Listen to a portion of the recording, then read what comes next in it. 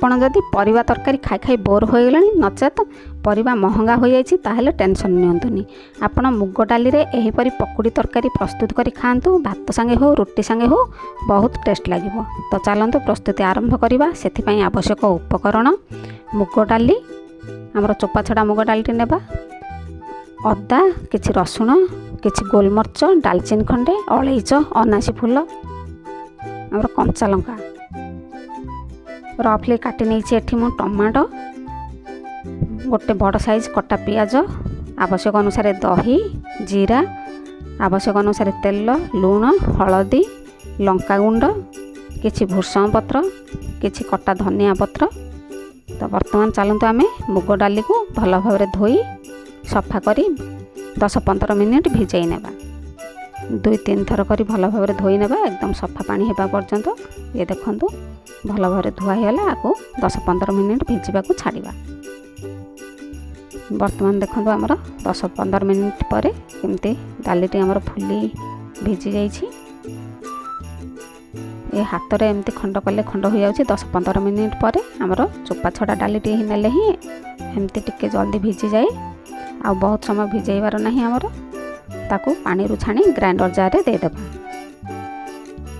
हमर से अदा अल्प टिके नेबा सेथिरु कंचा लंका 2-3 कोला रसुण नहीं हमर मुग डाली रे दे ग्राइंडिंग कर नेबा। आ बाकी मसला पेस्ट से सब प्रस्तुत करबा हमें परे। हमर बिल्कुल पानी न दे ग्राइंडिंग करबा टिके रे खदड़िया करी ग्राइंडिंग करबा। ये देखंतु हमर एमती खदड़िया रहितबा दरकार। ताकू गोटे पात्र को बाहर कर रखिबा। आवश्यक अनुसार लुण दे ताकू भल भाव में मिसई फेंटी नेबा।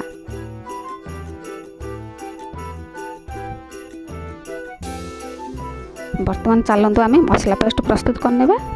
ग्राइंडर जार रसुण अदा गोलमर्च डालचीनी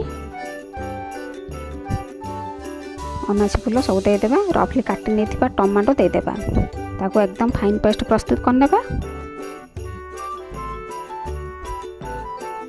ये वर्तमान आमर मसला पेस्ट प्रस्तुत हो गला। ताकू गोटे पात्र को बाहर कर रखिबा। वर्तमान गैस ऑन करी कड़ाई बसैबा। सेथिरे तेल 2-3 चामच देदेबा। तेल गरम होगा पर जीरा फुटण देदेबा। जीरा फुटी जावा पर आमर कटा पियाज दे ताकू टिके ब्राउन कलर करी भाजी नेबा। ये वर्तमान आम देदेबा भूषण पत्र ताकू किछि समय भाजी नेबा। वर्तमान आमर मसला पेस्ट प्रस्तुत कर रखिबा ताकू दे किछि समय कसी नेबा। और लंका गुंड हलदी गुंड दे ताकू पुणी भल भाव मिसई आउ किछि समय कसी नेबा। ये आमर मसला टिके कसी हो गलानी। सेथरे वर्तमान देदेबा दही आमर फ्रेश दही टी ही नैथिबा। खट्टा दही नेबानी। आवश्यक अनुसार दही दे ताकू पुणी मसला संगे भल भाव मिसई नेबा। पर देले दहीटी आमर फाटी जिबार संभावना थाए सेथिबई मसला संगे मिसई नेबा। वर्तमान पानी दे देबा। आमर एही तरकारीटी बहुत पानी लागिबो तेणु आमर बहुत पतला करथिबा झोलटी एथिरे ही आमर पकुड़ी सिझिबो। आमर तेल रे सिझिबार नहीं पकुड़ी तेणु बहुत पानी देथिबा। वर्तमान आवश्यक अनुसार लुण दे ताकू भल भाव में मिसई नेबा। वर्तमान आउ टिके आमे भल भाव में फेंटी नेबा। ग्राइंडिंग करी रखिथिबा मुग बटाटी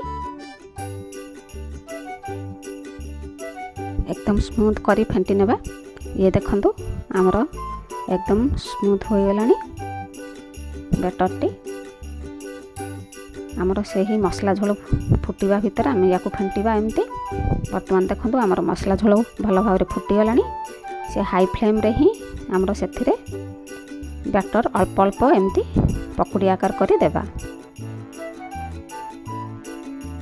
एमती फुटुथिबा अवस्था रे ही देबा।